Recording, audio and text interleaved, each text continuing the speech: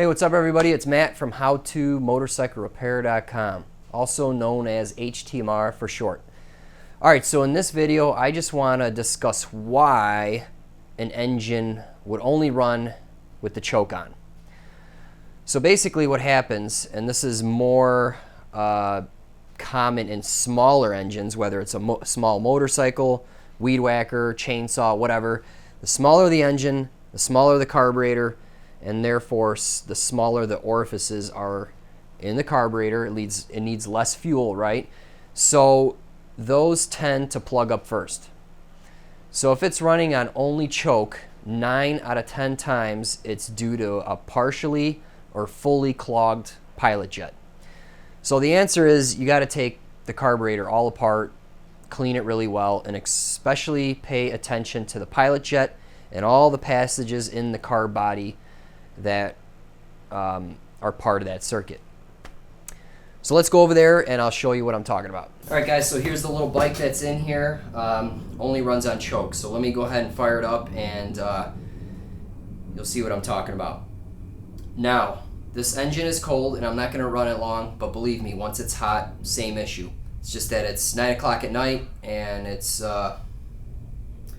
cold outside and I don't want to breathe fumes. So I'm just going to run it for a little bit and I'll show you what I'm talking about.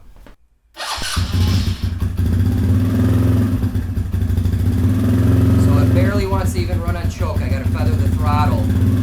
So classic sign of a clogged pilot jet because it wants to pull fuel from another circuit. Alright, so I went ahead and yanked the carb off of that bike, off of that quad. And what we're going to do is open up this float bowl and take a look at the pilot jet.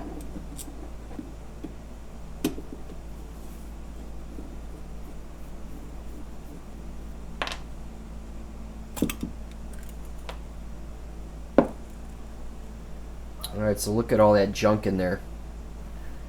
Nasty green corrosion. It looks like the fuel dried up at one point.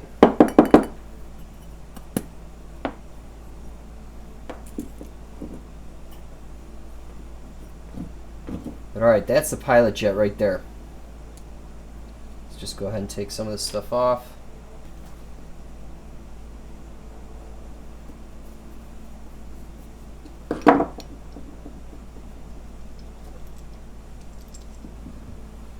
Completely plugged up. Can't even see through it. Let's see if I can blow some air through it.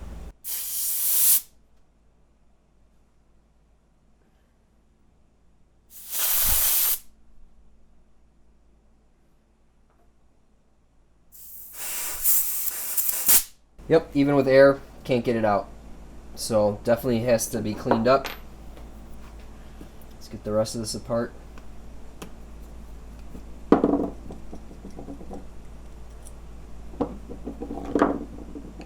I'm going to put that in the vise and remove those two parts. And then the last but not least is the pilot air screw. We'll undo that. Alright guys, so this carburetor is fully stripped down. Got your main jet, pilot jet, your needle jet tube, pilot air screw, your float here, and now I want to discuss how to clean it. This stuff works really well. This is probably the best carb clean spray. It's the most potent stuff, and it has a lot of pressure in the can. So this would probably clean this up pretty well. This here is a dip only for metal components. So for a plugged up pilot jet, this thing works great. You just throw it in there. This stuff is pretty nasty. Wear gloves. Got to rinse everything with water. It's some nasty stuff for sure. If that all doesn't work, I really like soda blasting and also my ultrasonic tank. I'm probably just going to throw this in my ultrasonic tank because that chemical isn't that harsh and I don't have to remove some of these rubber bits, and it just does a really good job. Some people say, oh, why don't you replace the jets? I never replace jets if they're dirty. If they're corroded beyond repair or use, then of course I buy the jets. But typically I clean these up and they work just fine. Now this carburetor looks pretty good. All the gaskets look good, so I'll reuse them. But, you know, obviously gaskets and the float valve is something that you'd consider, you know, replacing as well. And also, I don't poke this with any wires or needles or anything like that because you can damage and scratch it and then it can flow differently. So basically, I just use solvents or cleaners to try to get it clean, and that's pretty much it. So this is why it only runs on choke. This thing gets partially or fully plugged up. Okay, so got the carb out of the ultrasonic tank.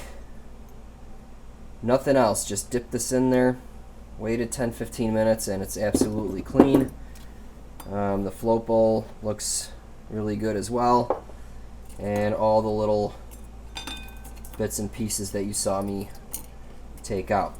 Now the Pilot Jet, however, I needed to soak this overnight in the Berryman. This thing was completely plugged up, and now I can see through it. If I hold this up to the light, I can look directly through here and see a pinhole size hole. And you know, just by looking at it, the hole's probably like 15 thou in diameter. So that's how small that orifice is, and it easily plugs up. So anyway, it's all clean. This is the guy why it was running on choke only. So we will put this back together really quick.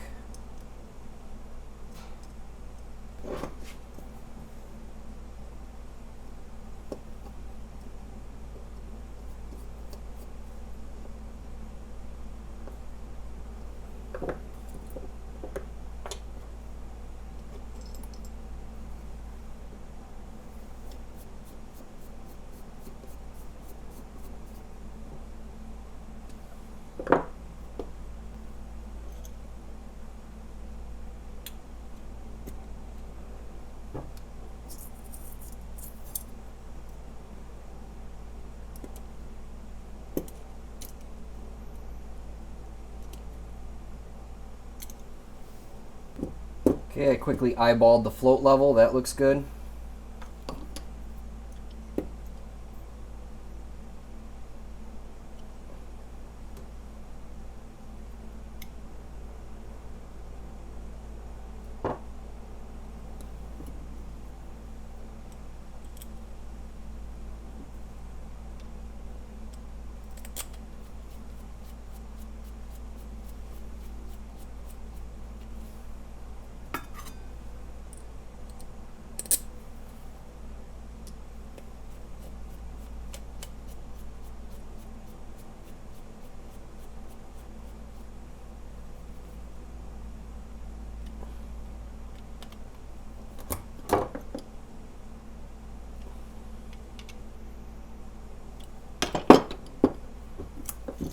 Okay, now we can put the pilot air screw in, and this guy has a funky D-shaped size. I think that's for tamper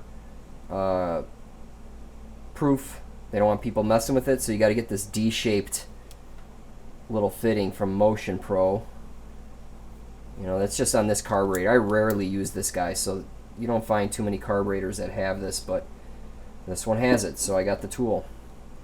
Okay, what we're going to do is run this in and lightly seat it.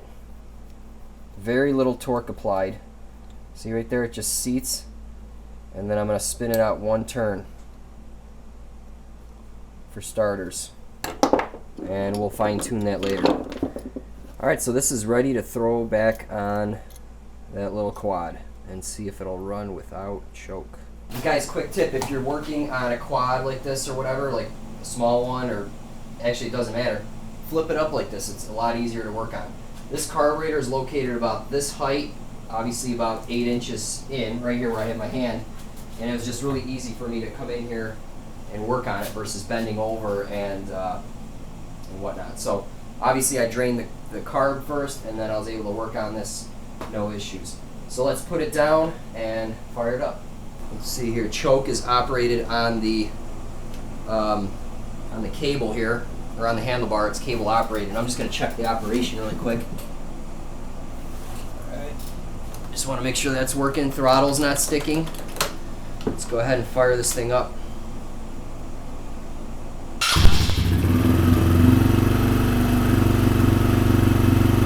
Okay, that's choke completely off. It's running.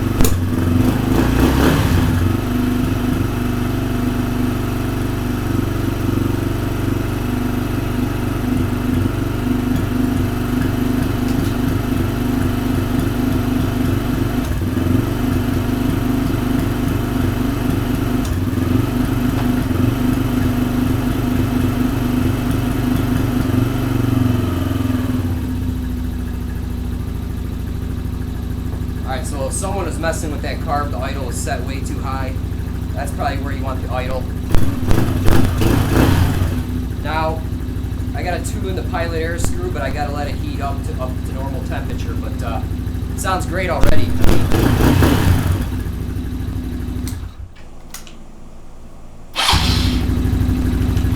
So I don't want to suffocate on exhaust fumes here. Tomorrow, me and the kids will go out, get it nice and hot, and then I'll do the pilot air screw adjustment, and then this should be good to go. Now, I already have a video on pilot air fuel adjustment. I'm going to link to a really popular video I have. You'll see it in the upper right hand corner. It explains how to do that, and that was a fuel screw in that video. So the opposite true is for an air screw. You'll get what I'm saying when you watch that video. So make sure to check that out. And that's all I got for this video, guys. Alright, that's it for this video.